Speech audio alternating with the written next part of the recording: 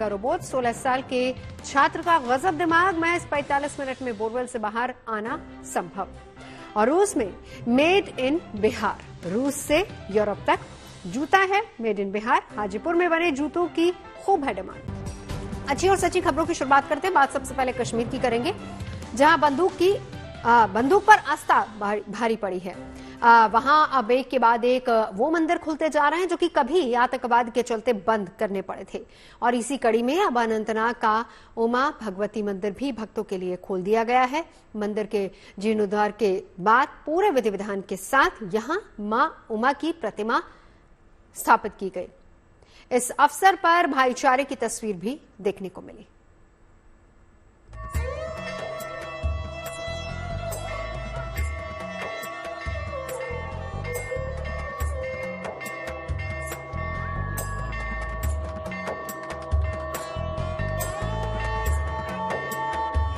ये वो मंदिर है जहां एक बार फिर भक्ति और आनंद के सुर गूंज रहे हैं। ये आस्था की वो जगह है जहां एक बार फिर घंटियों की आवाज गूंज रही है। बड़े बुजुर्ग, युवा, बच्चे या फिर महिला, हर किसी के चेहरे पर एक गजब की खुशी झलक रही है। हो भी क्यों ना, आखिर 34 साल बाद जाकर एक बार फिर वो अवसर आया है जब इस पवित्र स्थल पर भक्ति का माहौल हर किसी को आनंद से सराबोर कर रहा है। ये जम्मू कश्मीर के अनंतनाग का उमा भगवती मंदिर है, जो 3 दशक से भी ज्यादा समय के बाद अब एक बार फिर भक्तों से गुलजार हुआ है। अनंतनाग के शांगस में मौजूद ये मंदिर 1990 में आतंकवाद के चलते हिंदुओं के पलायन करने के साथ ही बंद हो गया था।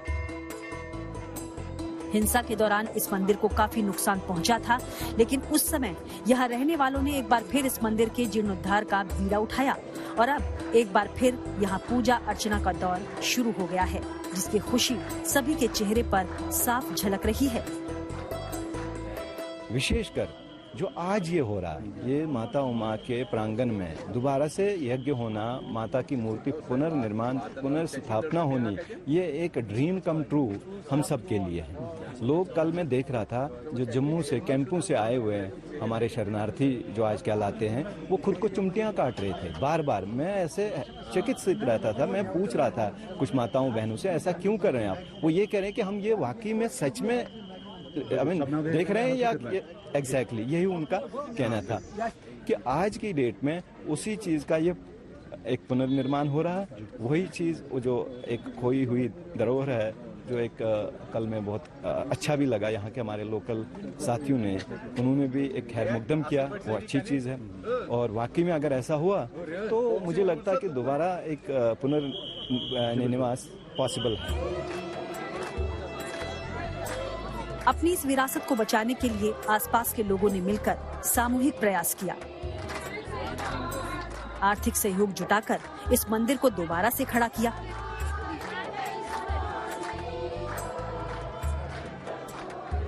राजस्थान से मां उमा की मूर्ति लाई गई और फिर मां की मूर्ति को मंत्रोच्चार और पूरे विधि विधान के साथ गर्भगृह में प्रतिस्थापित किया गया। ये मेरा पैतृक गांव है और मैं इस मंदिर से करीब 500 मीटर दूर रहता हूँ।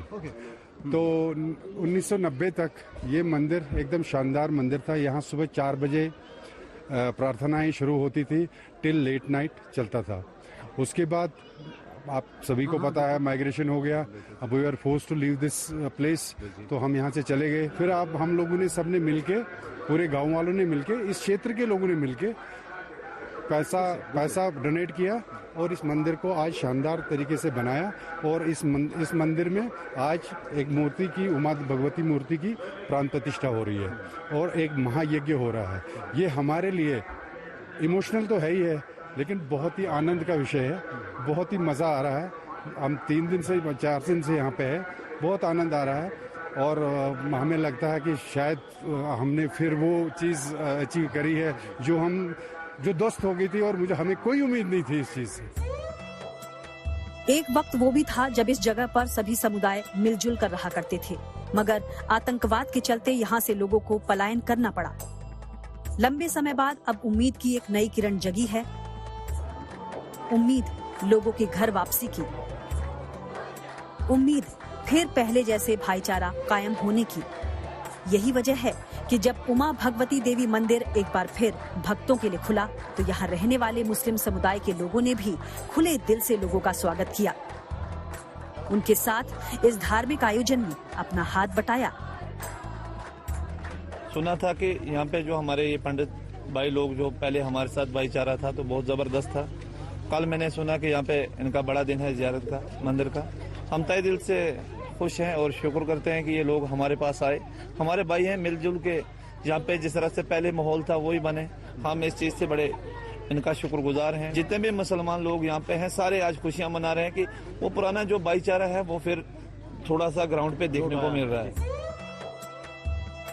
2010 तक ये ऐतिहासिक मंदिर जीर्ण शीर्ण अवस्था में रहा, जिसके बाद इसका जीर्णोद्धार शुरू किया गया। मंदिर के सभी हिस्सों की मरम्मत की गई और फिर विधि विधान के साथ रविवार 14 जुलाई को मंदिर को भक्तों के लिए खोल दिया गया। उमा भगवती देवी मंदिर का इतिहास सतयुग से जुड़ा हुआ बताया गया है। मान्यताओं के अनुसार सती होने से पहले मां पार्वती ने भगवान शंकर की फिर से अर्धांगिनी बनने की चेष्टा की। फिर वो हिमालय की कोख से जन्म लेती हैं और उन्हें उमा नाम से बुलाया गया। अपनी मां से आज्ञा लेकर वो महादेव को खोजते हुए दक्षिण कश्मीर के बरारी आंगन पहुंच गईं, जहां ये मंदिर स्थापित है। भगवती उमा ने इसी स्थान पर तपस्या की थी, जिसके बाद इस जगह का नाम उमा नगरी पड़ गया। इसी स्थान पर मंदिर बनाया गया और नाम उमा भगवती देवी मंदिर पड़ा। इस मंदिर में हर साल 2 पर्व मनाए जाते थे। एक उमा जयंती जो अप्रैल में होती है और दूसरा शिवाराम संत का निर्वाण दिवस जो जनवरी में मनाया जाता था। शिवाराम संत ने ही 17वीं शताब्दी में उमा नगरी की नींव रखी थी। यहाँ मंदिर ब्रह्मकुंड, विष्णुकुंड, रुद्रकुंड और शिव शक्ति कुंड समेत 5 झरनों के बीच स्थित है। जम्मू कश्मीर में अब गोलियों की जगह मंदिरों की घंटियों की आवाज गूंज रही है। कश्मीर में एक बार फिर वो मंदिर भक्तों से गुलजार हो रहे हैं जो आतंकवाद की वजह से बंद हो चुके थे। 16 फरवरी 2021 को कश्मीर का प्रसिद्ध शीतलनाथ मंदिर फिर से खोला गया था। इस मंदिर को बसंत पंचमी के शुभ अवसर पर 31 साल बाद खोला गया। वहीं 1 जून 2021 को गुलमर्ग में जीर्णोद्धार के बाद ऐतिहासिक मोहिनीश्वर शिवालय खोला गया, जिसे रानी मंदिर भी कहा जाता है। दशकों बाद इस प्राचीन शिव मंदिर को श्रद्धालुओं के लिए फिर से खोला गया। 22 मार्च 2023 को कुपवाड़ा के टीटवाल गांव में मौजूद शारदा देवी मंदिर खोला गया। ये मंदिर 75 साल बाद खुला। 1948 से ये मंदिर बंद पड़ा था। 7 जनवरी 2024 को श्रीनगर में आनंदेश्वर भैरव मंदिर के कपाट 3 दशक से भी ज्यादा समय बाद खुले हैं। वहीं 9 अप्रैल 2024 को कश्मीर के सौरा इलाके में स्थित प्राचीन वेचरनाग मंदिर को खोला गया। 35 साल बाद ये मंदिर भी एक बार फिर से भक्तों से गुलजार है। इसके अलावा 11 जून 2024 को पुलवामा के मुरान गांव में बरारी मौज मंदिर फिर से खुला। ये मंदिर भी 3 दशकों से बंद पड़ा था। इस तरह जम्मू कश्मीर में धारा 370 हटने के बाद से अब तक 50 से ज्यादा वैसे मंदिर भक्तों के लिए फिर से खोले जा चुके हैं जो आतंकवाद के चलते बंद कर दिए गए थे। इसी कड़ी में अब अनंतनाग के उमा भगवती मंदिर का नाम भी जुड़ गया है, जहां अब फिर से भक्ति और आनंद की धारा बहने लगी है। Bureau report, good news today. और अब बात एक ऐसी मशीन की जो 45 मिनट के अंदर किसी भी बच्चे को बोरवेल से रेस्क्यू कर सकती है। और इसको बनाने वाले 12वीं क्लास के बच्चे का दावा है कि 300 फीट की गहराई तक ये मशीन वायरलेस काम कर सकती है। 16 साल के मयंक इस डिजाइन के लिए department of science and technology के इंस्पायर्ड अवार्ड मानक में 10,000 का इनाम उन्होंने जीता है। मयंक के पिता एक फोटोकॉपी की दुकान चलाते हैं, जो कि अपने बेटे पर गर्व महसूस कर रहे हैं।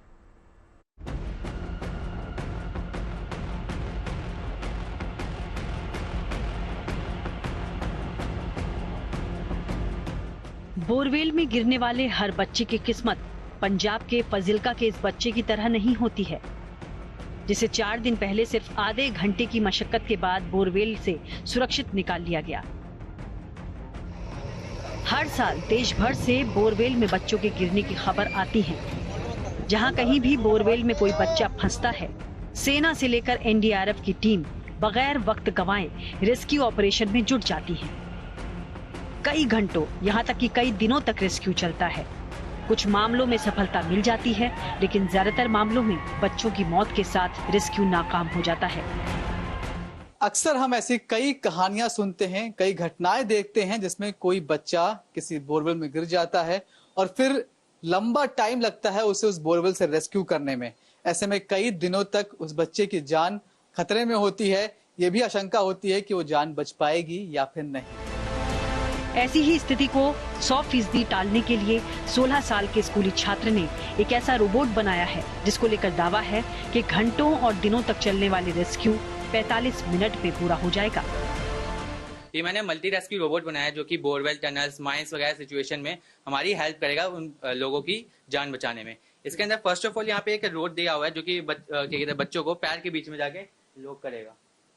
ये कुछ इस हिसाब से ये हमारा पैर के बीच में जाके लॉक हो जाएगा। ये कुछ इस हिसाब से लॉक हो जाएगा। ये जो हमारा रोड है ये ऊपर से नीचे की तरफ आएगा, उसके बाद उस बच्चे को लॉक कर लेगा। मतलब ये जो रॉड वाला हिस्सा है ये टांगों के बीच में जाएगा, यहाँ से लॉक करेगा ताकि बच्चा वापस नीचे ना गिरे। और ये दूसरा, ये जो चीज हमने इसे ऊपर इसलिए रखा है, क्या होता है कि ये ज्यादा एरिया दोनों कवर करके जाते हैं, तो इसे हमने ऊपर इसलिए रखा है कि जिससे कि बच्चा दोबारा इसके अंदर वापस ना गिर जाए। तो ये हमने इसलिए ऊपर रखा है। उसके बाद जब बच्चा लॉक हो जाता है वहाँ पे तो हम इसे ऊपर लाते हैं जिससे कि ये सेफ्टी हो जाए, बच्चा बोरवेल के अंदर हिले ना। ये कुछ इस हिसाब से यहाँ पे बच्चे के पास इस हिसाब से चला जाएगा रोड, और उसके जाके इस बच्चे को पकड़ लेगा। उसके अलग अलग इसके अंदर फीचर डाले हुए। देखिए ये इस तरह से, मान लीजिए कोई बच्चा नीचे है तो ये रॉड जाएगी और पहले टांगों के बीच से इस तरह से बच्चे को लॉक कर देगी। उसके बाद एक दूसरी रॉड आएगी जो कि पेट के पास से बच्चे को पूरी तरह से लॉक करेगी, टाइट करेगी, ताकि जब ये मशीन ऊपर की तरफ जाए तो मूवमेंट बच्चे का दाएं बाएं ना होने पाए, उसे कोई चोट ना लगने पाए। रेस्क्यू के दौरान बोरवेल, टनल या खदान में गिरे या फंसे व्यक्ति से जुड़ी दूसरी जानकारियां भी मिलती रहे, इसके लिए कई तकनीक का इस्तेमाल किया गया है। इसके अंदर अलग अलग फीचर, जैसे ये भी 8 इंच का, ये 8 इंच का मशीन है, ये एक्सटेंड हो सकता है 12 इंच तक के रेस्क्यू ऑपरेशन में। यहाँ पे ये चीज देख सकते हो, ये बाहर निकली हुई है, वैसे ये कम भी हो जाती है, ज्यादा भी हो जाती है। ये हम अपने रेस्क्यू ऑपरेशन के हिसाब से हम इसे एडजस्ट भी कर सकते हैं। अलग अलग फीचर है, जैसे हमें जैसे लग रहा है कि हमारी मशीन काम नहीं करने वाली, तो हम क्या कर सकते हैं, यहाँ पे ब्लॉकिंग नेल्स बाहर निकाल करके मशीन को उसी पोजीशन पर होल्ड कर सकते हैं।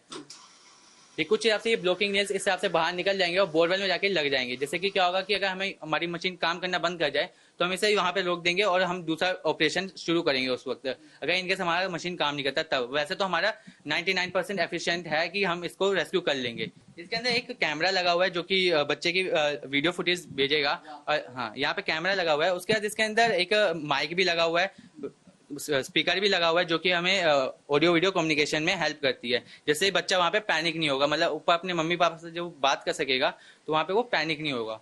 उसके बाद अलग अलग सेंसर है, जैसे इसके अंदर यहाँ पे हार्ट बीट सेंसर लगा हुआ है जो कि बच्चे की हार्ट बीट और क्या कहते हैं टेम्परेचर बताएगा बॉडी का कि बच्चा अलाइव है या डेथ है, या उसकी हार्ट बीट कैसी है। उस हिसाब से हम मशीन को ऑपरेट करेंगे। हार्ट बीट ज्यादा होगा तो हम उसके पेट के ऊपर ज्यादा प्रेशर नहीं रखेंगे। इसके अंदर एक प्रेशर सेंसर है जो कि पेट को जो दबा रहा है जो रोड, उसके अंदर हमें पता चलता है कि कितना प्रेशर वो पेट के ऊपर एक्सर्ट कर रहा है। इसके बाद इसके अंदर डिस्टेंस सेंसर है, जैसे कि बच्चे की हाइट हमें ऊपर पता चल जाती है, उसके आधे हाइट के हिसाब से हम इसको भेजेंगे। जब बच्चा उस पोजीशन पे आ जाएगा तब जाके हम उसके पैर के बीच में जाके लॉक करेंगे। आधा हाइट क्यों, इसलिए क्योंकि हमें एग्जैक्ट पैर की पोजीशन में चाहिए, तो इसके अंदर एक डिस्टेंस सेंसर है। उसके इसके अंदर एक बारोमीटर है जो कि एटमॉस्फेरिक प्रेशर बताएगा, जिस हिसाब से हम इसके अंदर ऑक्सीजन रिलीज करेंगे। उसका इसके अंदर गैस सेंसर्स भी है, जैसे अलग अलग जैसे हार्मफुल गैसेस होती है नीचे, अगर हम उस बीच में हम कोई ऑक्सीजन डालते हैं तो वो गैस जहरीली गैस बन सकती है उस वक्त, तो इसलिए हम वहाँ पे इसके अंदर गैस सेंसर भी हमने इंस्टॉल किया है जो कि ऑक्सीजन उस हिसाब से लिमिट में छोड़ेगी। इसके अंदर ही आपका ऑक्सीजन सेंसर है। अगर इनकेस बच्चा बेहोश है, अगर हमें उसे होश में लाने की कोशिश करनी है तो इसके अंदर एक पानी का सिस्टम भी डाल रखा है जो कि स्प्रिंकल करके उस बच्चे को होश में लाने की कोशिश करेगा।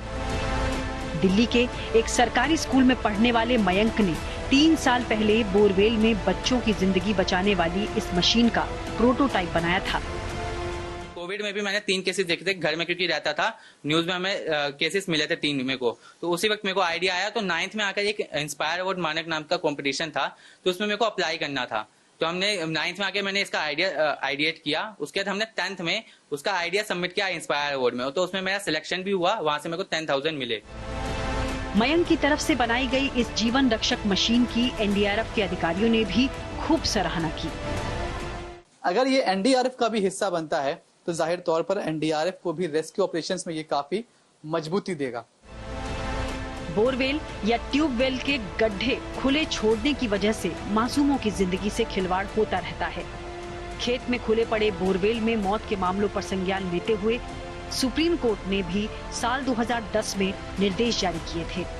बावजूद इसके बोरवेल में गिरने से मौत के मामले कम नहीं हो सके।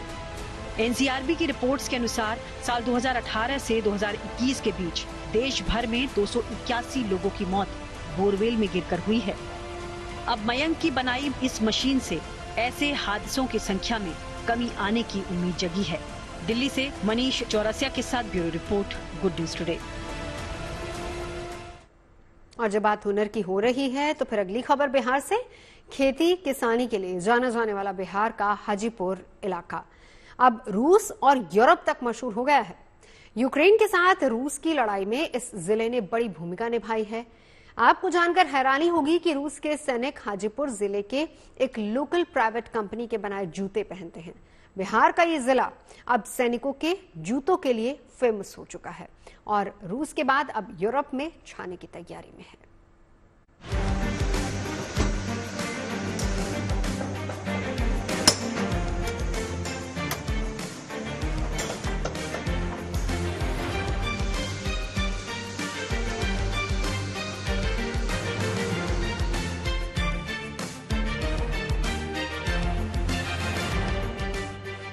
बिहार का हाजीपुर जिला और यहाँ के बने शूज अपनी अलग पहचान कायम कर रहे हैं।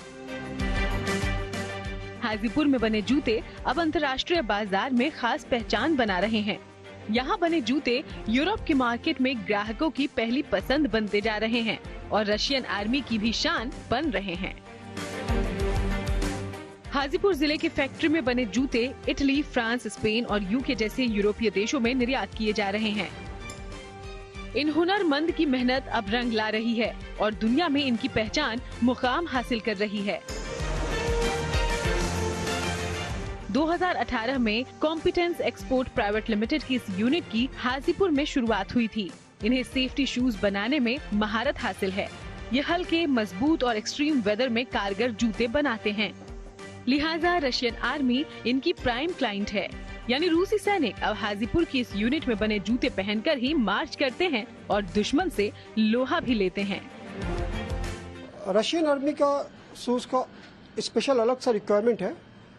ये शूज लाइट वेट होना चाहिए और उसका एक स्पेशल रिक्वायरमेंट है।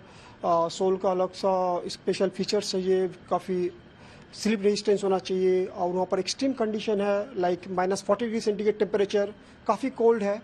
तो वो सब कंडीशन को नज़र करते हुए हम लोग को उस एंगल से सेफ्टी शूज तैयार करना पड़ता है यहाँ पर। बाकी आप बताएंगे किस तरीके से रिस्पांस आ रहा है हमारे यहाँ हाजीपुर, बिहार के हाजीपुर से बना हुआ शूज रशिया में है, कैसा रिस्पांस आ रहा है रशियन साइड से? It's tremendous. हम लोग हाजीपुर नहीं, in India, all over India में हम लोग का रशिया का one of the largest exporter Russia में।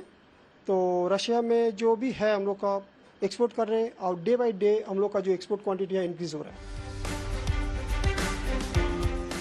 ये कंपनी बिहार में रोजगार बढ़ाने की दिशा में भी अहम भागीदारी दर्ज करना चाहती है और कर भी रही है।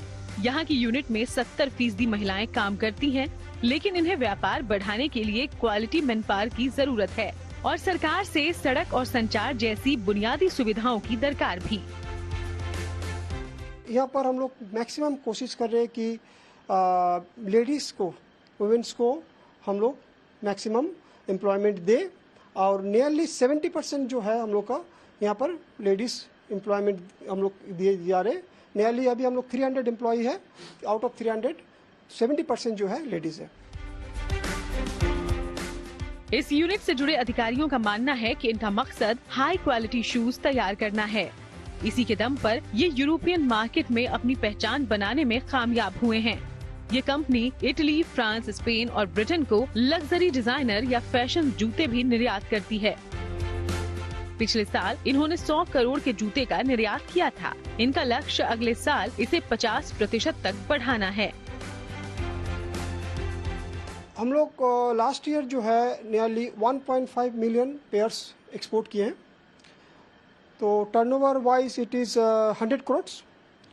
ओके, तो हम लोग नेक्स्ट ईयर सोच रहे एटलीस्ट 50% जंप करने के लिए। हालांकि बिहार एक कृषि प्रधान राज्य है और यहाँ पर कृषि आधारित उद्योगों को स्थापित करने को लेकर असीम संभावनाएं हैं। ऐसे में जूते बनाने वाली फैक्ट्री एक नया आयाम स्थापित कर रही है। जब से बिहार में औद्योगिक निवेश प्रोत्साहन नीति लागू हुआ है, बिहार सरकार की ओर से 886.62 करोड़ का अनुदान उद्योगपतियों को दिया गया। पिछले 7 सालों में 67,614 करोड़ से ज्यादा के प्रस्ताव भी आए। इनमें से तकरीबन 4700 करोड़ के निवेश भी किए गए। वैसे प्रस्ताव के अनुरूप निवेश काफी कम है, लेकिन नई औद्योगिक इकाइयों में 15,000 के करीब श्रमिकों को रोजगार मिला है। अगर किसी को बिहार में नया उद्योग लगाना हो तो बिहार सरकार भी कई तरह की सुविधाएं मुहैया कराती है। बिहार में खाद्य प्रसंस्करण, कपड़ा, लघु मशीन निर्माण, IT, ITES, इलेक्ट्रिकल और इलेक्ट्रिकल हार्डवेयर निर्माण, प्लास्टिक, नवीनीकरण ऊर्जा, स्वास्थ्य सेवा क्षेत्र के विकास के लिए योजना बनाई गई है। स्टेट इन्वेस्टमेंट प्रमोशन बोर्ड यानी SIPB single window clearance, online भुगतान, लाइसेंस क्लियरेंस को समयबद्ध मंजूरी, ऑनलाइन सूचना की उपलब्धता, मंजूरी के लिए मानक संचालन प्रक्रिया यानी SOP जैसे उपाय सरकार की एजेंसियां अपना रही हैं, ताकि बिहार में औद्योगिक विकास को बढ़ावा मिल सके।